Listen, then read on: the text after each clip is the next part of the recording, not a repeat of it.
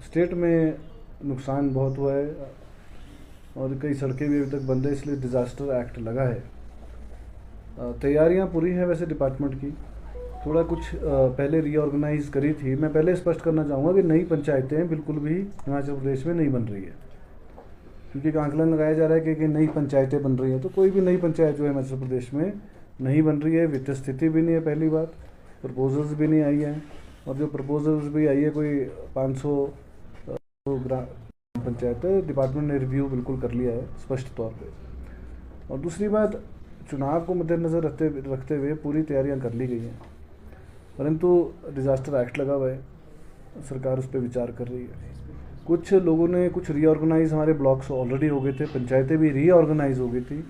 कई 2 कॉन्स्टिट्यूंसीज़ में अगर वार्ड्स हैं तो वो एक ही कॉन्स्टिट्यूंसी में करने की बात थी। कुछ हो चुकी हैं, कुछ होने वाली हैं।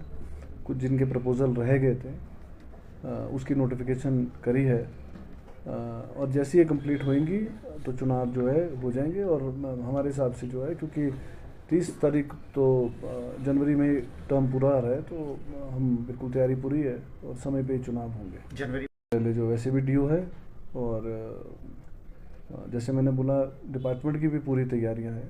हल्का फुल्का बदलाव हर छोटा मोटा है, और 2011 सेंसस के हिसाब से अनुसार ही होना है, तो इसलिए पहले ही हाई कोर्ट के दिशा निर्देश के अनुसार जो है काम कर लिया गया था, और समय रहते चुनाव होंगे।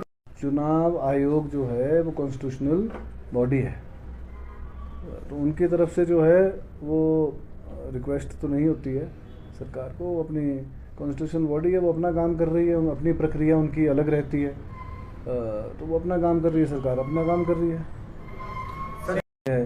कोई भूले भटके अगर बाई चांस रह गया होगा, डेट ऊपर होगी थी, तो वो उसको जो है कंसीडर कर लिया जाएगा।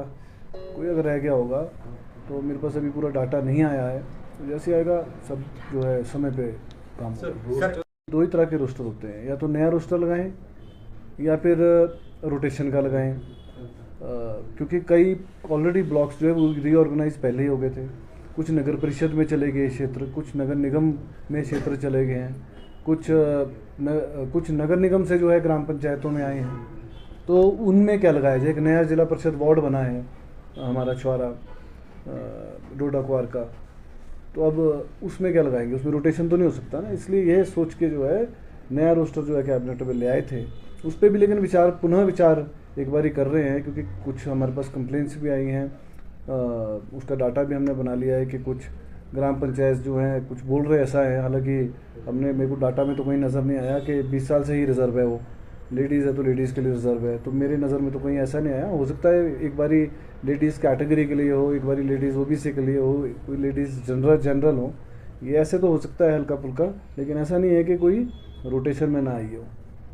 नए रोस्टर के अनुसार करा जाए या रोटेशन करा जाए, बस इतनी सी बात है। वैसे नए रोटेशन के ऑलरेडी हमने कैबिनेट में जो है मंजूरी लेके रखी हुई है।